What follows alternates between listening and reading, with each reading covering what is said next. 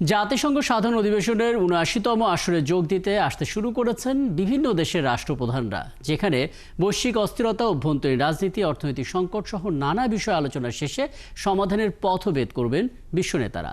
তবে অন্যান্য বছরের চেয়ে এবার বাংলাদেশের জন্য এই সম্মেলন বিশেষ গুরুত্ব বহন করে বলে মনে করছেন সিনিয়র সাংবাদিকরা। জাতিসংঘের সদর দপ্তর থেকে হাবিব রহমানের প্রতিবেদন। রাত পোহালেই শুরু হবে বিশ্ব নেতাদের মিলন মেলা, যেখানে রাজনৈতিক সংকট থেকে শুরু করে অর্থনৈতিক মন্দার মতো নানা বিষয়ে সমাধানে চলবে বাকবিতণ্ডা। ভেতরে এসব আলোচনা চললেও সদর দপ্তরের বাইরে নানা ইস্যুতে প্রতিবাদও চালিয়ে যাচ্ছেন বিভিন্ন দেশের নাগরিকরা। মূল অধিবেশন শুরু না হলেও ভারতের প্রধানমন্ত্রী নরেন্দ্র মোদী যুক্তরাষ্ট্রের প্রেসিডেন্টের সাথে বৈঠক সেরেছেন, যেখানে নরেন্দ্র মোদী বাংলাদেশের বর্তমান রাজনৈতিক পরিস্থিতি নিয়ে আলোচনা করেছেন। আওয়ামী লীগ সরকার পতনের পর বাংলাদেশে হিন্দু সম্প্রদায়ের নিরাপত্তার বিষয়টিও তুলে ধরেছেন তিনি।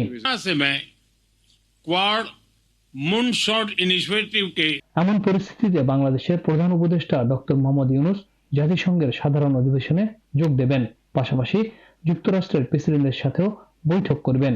ধারণা করা হচ্ছে জাতিসংঘের ভাষণে গেল 16 বছরে আওয়ামী লীগ সরকারের দুঃশাসনের চিত্র তুলে ধরবেন প্রধান উপদেষ্টা।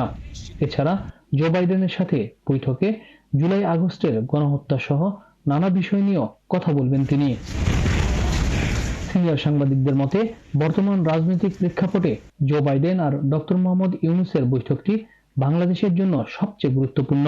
আর বিশেষজ্ঞরা বলছেন, এই বৈঠকে বাংলাদেশের নানা সমস্যা সমাধানের পথ বের হতে পারে। যেহেতু শেখ হাসিনা ভারতে অবস্থান করছেন এবং নানা টানাপোড়েন চলছে, সেই বিষয়টি নিয়ে হয়তো প্রসঙ্গ উঠতে পারে। আমরা যতদূর জেনেছি যে বাংলাদেশের প্রসঙ্গ গতকাল নরেন্দ্র মোদীর সঙ্গে বৈঠকে হয়েছিল। এখন আগামীকালকের যে বৈঠকটা আমাদের অন্তর্বর্তী সরকার প্রধানের সঙ্গে, সেখানে এই সব বিষয়গুলো আলোচনা হতে পারে। আমার বিশ্বাস যে একটি সুন্দর সমাধান আসতে পারে। আর এর মাধ্যমে যে ভারতের সঙ্গে যে টানাপোড়েন, সেটির অনেকটা সমাধান বা ভালো একটা দিকে এগোতে পারে। তারা বলছেন, ভারত বাংলাদেশের বৈঠক হলে দুই দেশের সম্পর্ক আরো মজবুত হতো। এর মধ্যে নরেন্দ্র মোদী জো বাইডেনের সাথে বৈঠক করেছেন, আর বাংলাদেশের প্রধান উপদেষ্টাও যুক্তরাষ্ট্রের প্রেসিডেন্টের সাথে বৈঠক করবেন। সেক্ষেত্রে সংকট দূর হওয়ারও সম্ভাবনা দেখছেন সংশ্লিষ্টরা। বাংলাদেশের এক ভিন্ন রকম রাজনৈতিক প্রেক্ষাপটের মধ্যে দিয়ে এবার জাতিসংঘের ৭৯তম অধিবেশনে যোগ দিচ্ছেন বাংলাদেশের প্রধান উপদেষ্টা ডক্টর মোহাম্মদ ইউনূস। এখানে যুক্তরাষ্ট্রের প্রেসিডেন্ট জো বাইডেনের সাথে একটি বৈঠক হবার কথা রয়েছে। সংশ্লিষ্টরা মনে করছেন, এই বৈঠক এবং জাতিসংঘের যে অধিবেশন, সেখানে বাংলাদেশের যে অভ্যন্তরীণ রাজনৈতিক সংকট, তার অনেকটাই সমাধানের পথ বের হবে।